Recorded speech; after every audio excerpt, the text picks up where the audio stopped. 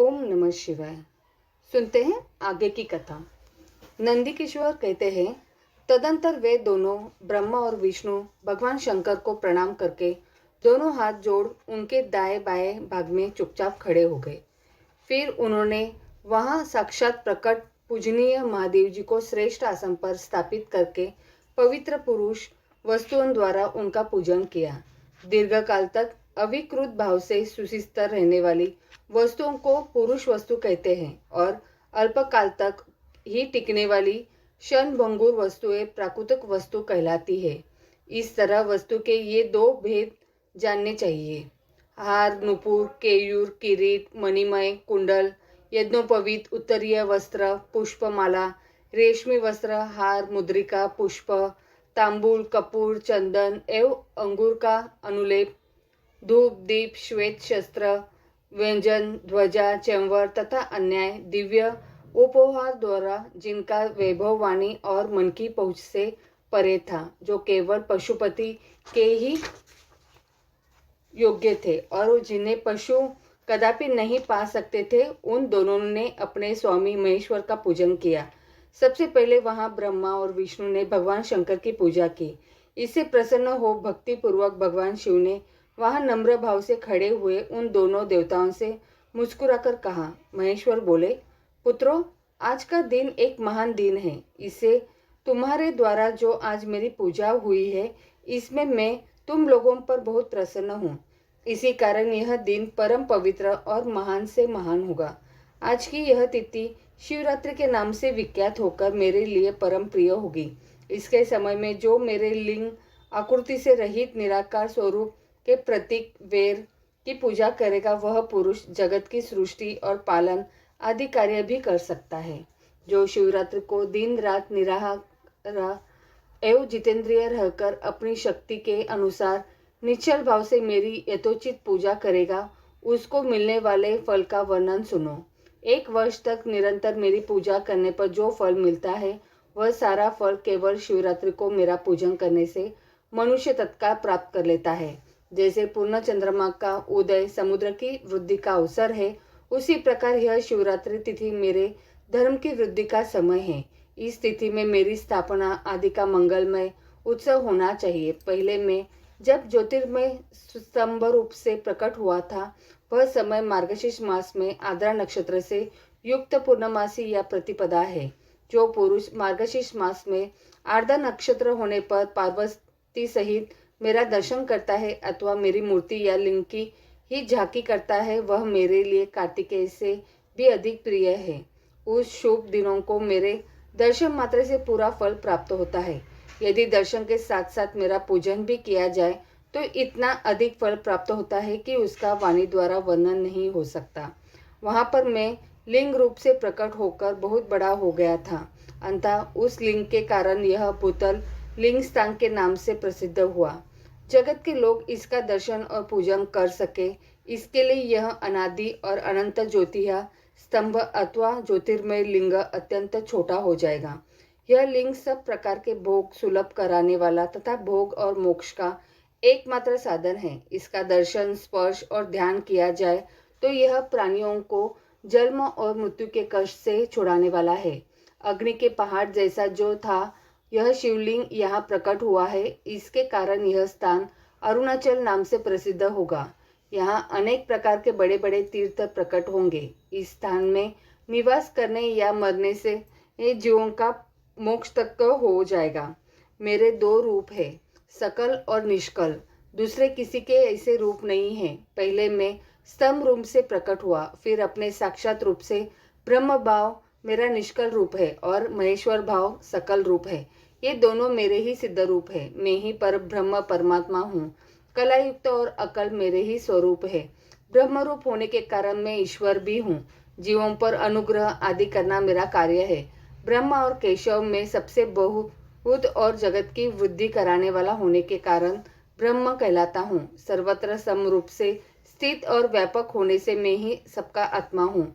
स्वर्ग से लेकर अनुग्रह तक जो जगत संबंधी 5 कृत्य है, वे सदा मेरे ही है। मेरे अतिरिक्त दूसरे किसी के नहीं है, क्योंकि मैं ही सबका ईश्वर हूँ। पहले मेरी ब्रह्म रूपता का बोध कराने के लिए निष्कल लिंग प्रकट हुआ था। फिर अज्ञात ईश्वर तत्व का साक्षात्कार कराने के निमित्त में साक्षात जगदीश्वर ही सकल रूप में तत्काल प्रकट हो गया। अतः मुझ में जो ईशत्व है उसे ही मेरा सकल रूप जानना चाहिए, तथा जो यह मेरा निष्कल स्तंभ है वह मेरे ब्रह्म स्वरूप का बोध कराने वाला है। यह मेरा ही लिंग है, तुम दोनों प्रतिदिन यहाँ रहकर इसका पूजन करो। यह मेरा ही स्वरूप है और मेरे समीप्य की प्राप्ति कराने वाला है। लिंग और लिंगी में नित्य अभेद होने के कारण मेरे इस लिंग का महान पुरुषों को भी पूजन करना चाहिए। मेरे एक लिंग की स्थापना करने का यह फल बताया गया है कि उपासकों मेरी समानता की प्राप्ति हो जाती है। यदि एक के बाद दूसरे शिव लिंग की भी स्थापना कर दी गई तब तो उपासकों फल रूप से मेरे साथ एकत्व रूप फल प्राप्त होता है। प्रधानतया शिवलिंग की ही स्थापना करनी चाहिए। मूर्ति की स्थापना उसकी अपेक्षा गौण कर्म है। शिवलिंग के अभाव में सब ओर से सवेरे होने पर भी वह स्थान क्षेत्र नहीं कहलाता। ब्रह्मा और विष्णु ने पूछा, प्रभु, सृष्टि आदि 5 कृत्यों के लक्षण क्या है? यह हम दोनों का बताइए। भगवान शिव बोले, मेरे कर्तव्यों को समझना अत्यंत गहन है, तथापि मैं कृपा पूर्वक तुम्हें उनके विषय में बता रहा हूँ। ब्रह्मा और अच्युत सृष्टि, पालन, संहार, तिरोभाव और अनुग्रह, ये 5 ही मेरे जगत संबंधी कार्य है जो नित्य सिद्ध है। संसार की रचना का जो आरंभ है उसी को स्वसर्ग या सृष्टि कहते हैं। मुझसे पालित होकर सृष्टि का सुस्थिर रूप से रचना रहना ही उसकी स्थिति है, उसका विनाशी संहार है। प्राणों के उत्क्रमण को तिरोभाव कहते हैं। इन सब से छुटकारा मिल जाना ही मेरा अनुग्रह है। इस प्रकार मेरे 5 कृत्य है। सृष्टि आदि जो 4 कृत्य है वे संसार का विस्तार कराने वाले हैं। 5वां कृत्य अनुग्रह मोक्ष का हेतु है। वह सदा मुझ में ही अचल भाव से स्थिर रहता है। मेरे भक्तजन इन 5 कृत्यों को 5 भूतों में देखते हैं। सृष्टि भूतल में, स्थिति जल में, संहार अग्नि में, तिरोभाव वायु में और अनुग्रह आकाश में स्थित है। पृथ्वी से सबकी सृष्टि होती है, जल से सबकी वृद्धि एवं जीवन रक्षा होती है, आग सबको जला देती है, वायु सबको एक स्थान से दूसरे स्थान को ले जाती है और आकाश सबको अनुग्रहित करता है। विद्वान पुरुषों को यह विषय इसी रूप में जानना चाहिए। इन 5 कृत्यों का भार वहन करने के लिए ही मेरे 5 मुख है। 4 दिशाओं में 4 मुख है और इनके बीच में 5वां मुख है। पुत्रों, तुम दोनों ने तपस्या करके प्रसन्न हुए मुझ परमेश्वर से सृष्टि और स्थिति नामक 2 कृत्य प्राप्त किए हैं। ये दोनों तुम्हें बहुत प्रिय है। इसी प्रकार मेरी विभूति स्वरूप रुद्र और महेश्वर में 2 अन्य उत्तम कृत्य संहार और तिरोभाव मुझसे प्राप्त किए हैं, परंतु अनुग्रह नामक कृत्य दूसरा कोई नहीं पा सकता। रुद्र और महेश्वर अपने कर्मों को भूले नहीं हैं, इसलिए मैंने उनके लिए अपनी समानता प्रदान की है। वे रूप, वेश, कृत्य, वाहन, आसन और आयुध आदि में मेरे समान ही है। मैंने पूर्व काल में अपने स्वरूपभूत मंत्र का उपदेश किया है, जो ओंकार के रूप में प्रसिद्ध है। वह मंगलकारी मंत्र है। सबसे पहले मेरे मुख से ओंकार प्रकट हुआ, जो मेरे स्वरूप का बोध कराने वाला है। ओंकार वाचक है और मैं वाच्य हूँ। यह मंत्र मेरा स्वरूप ही है। प्रतिदिन ओंकार का निरंतर स्मरण से करने से मेरा ही सदा स्मरण होता है। मेरी उत्तरवर्ती मुख से आकर का, पश्चिम मुख से उकार का, दक्षिण मुख से मकार का, पूर्ववर्ती मुख से बिंदु का तथा मध्यवर्ती मुख से नाद का प्राकट्य हुआ। इस प्रकार 5 अवयवों से युक्त ओंकार का विस्तार हुआ है। इन सभी अवयवों से एकीभूत होकर वह प्रणव ओम नाम का एक अक्षर हो गया। यह नाम रूपात्मक सारा जगत तथा वेद उत्पन्न स्त्री पुरुष वर्ग रूप दोनों कुल इस प्रणव मंत्र से व्याप्त है। यह मंत्र शिव और आदि शक्ति दोनों का बोधक है। इसी से पंचाक्षर मंत्र की उत्पत्ति हुई है, जो मेरे सकल रूप का बोधक है। वह अकारादि क्रम से और मकरादि क्रम से क्रमशः प्रकाश में आया है। इस पंचाक्षर मंत्र से मातृका वर्ण प्रकट हुए हैं, जो 5 भेद वाले हैं। उसी से शिरो मंत्र सहित त्रिपदा गायत्री का प्राकट्य हुआ है। उस गायत्री से संपूर्ण वेद प्रकट हुए हैं और उन वेदों से करोड़ों मंत्र निकले हैं।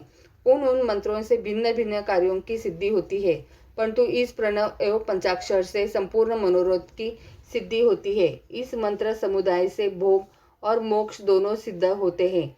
मेरे सकल स्वरूप से संबंध रखने वाले सभी मंत्र राज साक्षात भोग प्रदान कराने वाले और शुभ कारक है।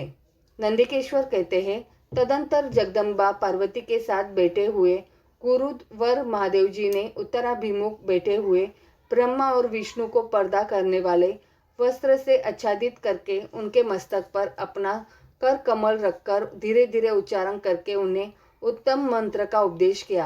मंत्र तंत्र में बताई हुई विधि के पालन पूर्वक 3 बार मंत्र का उच्चारण करके भगवान शिव ने उन दोनों शिष्यों को मंत्र की दीक्षा दी।